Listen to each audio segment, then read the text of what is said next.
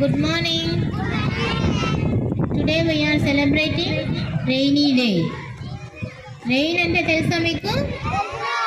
It is rainy season. అంటే వర్షాకాలం కదా?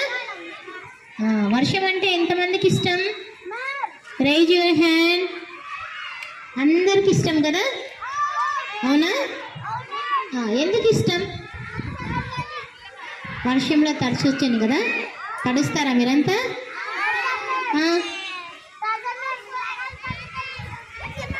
కూరగాయలు పండుతాయా?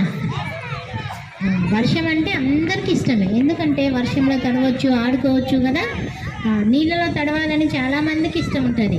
మీరంతా చిన్న పిల్లలు కదా, కాబట్టి వర్షంలో తడవాలి, వాన పడాలి అని కోరుకుంటూ ఉంటారు.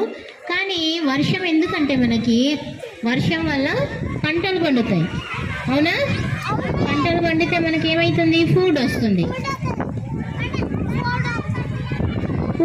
కాబట్టి మనకు ముఖ్యంగా వర్షం కావాలి. కానీ వర్షాకాలంలో కొన్ని జాగ్రత్తలు తీసుకోవాలి.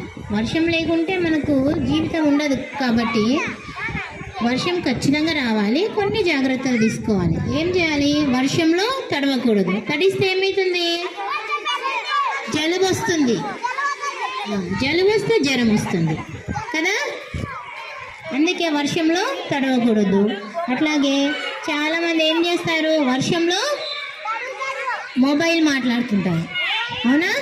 అది కూడా చేయకూడదు. తర్వాత వర్షాకాలంలో లైట్స్ ఉంటాయి కదా, కరెంట్ పోల్స్ ఉంటాయి కదా, కరెంట్ పోల్స్ వాటిని మనం ముట్టుకోకూడదు. కరెంట్ షాక్ వస్తుంది. కరెంట్ షాక్ వచ్చి చనిపోతుంటారు చాలామంది. అవునా? చాలా జాగ్రత్తలు తీసుకోవాలి. బయటి ఫుడ్ అస్సలే తీసుకోకూడదు.